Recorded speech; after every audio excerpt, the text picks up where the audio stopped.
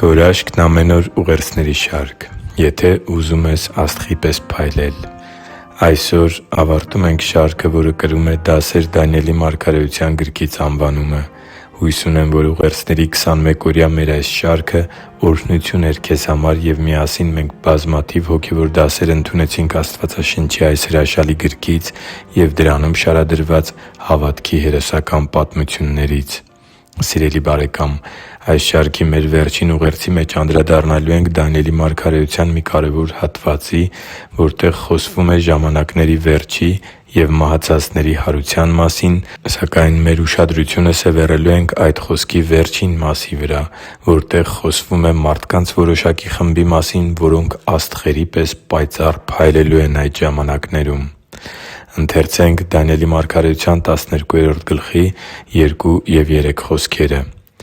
«Եվ երկրի հողում քնածներից շատերը պիտի արթնանան, ոմանք ի հավիտենական կյանք, իսկ ոմանք ի հավիտենական նախատինք և անարգանք։ Եվ իմաստունները պիտի փայլեն երկնքի հաստատության լույսի պես, իսկ շատերին դեպի արդարություն առաջնորդողները՝ աստղերի պես հավիտյանս հավիտենից»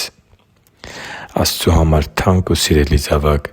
իսկ դու ուզո՞ւմ ես մարդկանց այդ խմբի մեջ լինել։ Այս խմբի մարդկանց Աստվածաշունչը նախ իմաստուններ է կոչում, որոնք պիտի փայլեն երկնքի հաստատության լույսի պես։ Իսկ ովքե՞ր են իմաստուն մարդիկ։ Տեր Հիսուսը Ինքն էր ուսուցանում իմաստության մասին։ Ոչ թե շատ կրթվածներն են իմաստուն կամ շատ գիտելիք ունեցողները, և ոչ էլ այս աշխարհի չափանիշներով անուն, դիրք, հարստություն կամ իշխանություն ունեցող մարդիկ։ Տեր Հիսուսի չափանիշներով իմաստուն կարող է լինել ցանկացած մարդ, որ նախ լսում է Նրա ուսուցումները,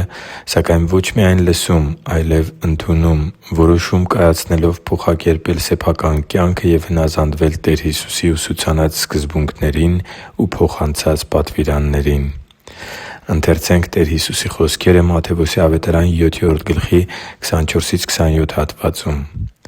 «Արդ ամեն ոք, ով լսում է իմ այս խոսքերն ու դրանք կատարում, կնմանեցնեմ մի իմաստուն մարդու, որն իր տունը կառուցեց ժայռի վրա։ Անձրևը եկավ, գետերը հորդեցին, քամիները փչեցին և զարկեցին տանը, բայց այն չկործանվեց, որովհետև ժայռի վրա էր հաստատված։ Իսկ ամեն ոք, ով լսում է իմ այս խոսքերն ու դրանք չի կատարում, կնմանվի մի անխելք մարդու, որն իր տունը կառուցեց ավազի վրա։ Անձրևը եկավ, գետերը հորդեցին, քամիները փչեցին, զարկեցին տանը, ու այն կործանվեց, և նրա կործանումը մեծ եղավ» (Դանիել 7․24-27): Դու ուզո՞ւմ ես մարդկանց այդ խմբի մեջ լինել, որոնք փայլելու են աստղերի պես հավիտյանս հավիտենից։ Այո՛, նրանք իմաստուն մարդիկ են, որոնք ընդունում են Տեր Հիսուսի ուսուցումները և ընդունում են նաև մյուսներին դեպի փրկության առաջնորդելու Տեր Հիսուսի մեծ հանձնարարականը։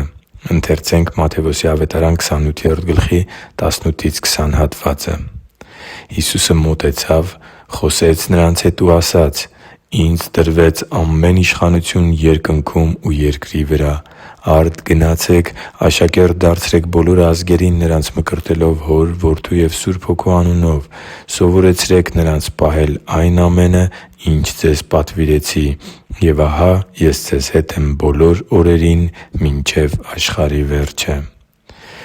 «Եվ իմաստունները պիտի փայլեն երկնքի հաստատության լույսի պես, իսկ շատերին դեպի արդարություն առաջնորդողները՝ աստղերի պես հավիտյանս հավիտենից»։ Ես ուզում եմ լինել մարդկանց այս խմբի մեջ։ Այո՛, ոմանք հարություն են առնելու ի հավիտենական կյանք, իսկ ոմանք էլ՝ ի հավիտենական նախատինք և անարգանք։ Բայց մարդկանց մի խումբ է լինելու, որոնք ոչ միայն հարություն են առնելու ի հավիտենական կյանք, այլև փայլելու են պայծառ աստղերի նման, քանի որ ոչ միայն բավականաչափ իմաստուն են եղել, որպեսզի ընդունեն Տեր Հիսուսի ուսուցումները և կանգնեն փրկության միակ ճանապարհի վրա, այլև շատերին են վկայել իրենց կյանքում Քրիստոսի բերած ազատության, խաղաղության և փրկության մասին և առաջնորդել նրանց դեպի արդարության կյանքը։ Թող մեր աղոթքն առ Աստված այսօր լինի այն, որ իրապես հասկանանք ճշմարիտ իմաստությունը, որը Քրիստոսի խոսքերով ապրելն է այս ժամանակավոր կյանքի ընթացքում, և մեր ապրած կյանքով ու մեր փոխված կյանքի մասին վկայություններով շատերին դեպի արդարության կյանք և Տեր Հիսուսով փրկության առաջնորդենք, որպեսզի մենք էլ, այս ուղերձը լսողները և այս աղոթքին միացողները, բոլորս էլ լինենք աստղերի պես փայլող մարդկանց այս օրհնյալ խմբի մեջ։ Հիշի՛ր, որ դու Աստծո հրաշքն ես, և Աստված սիրում է քեզ։ Շնորհակալ եմ, որ դու կա՛ս։ Սիրով և աղոթքով, Արման Մանուկյան։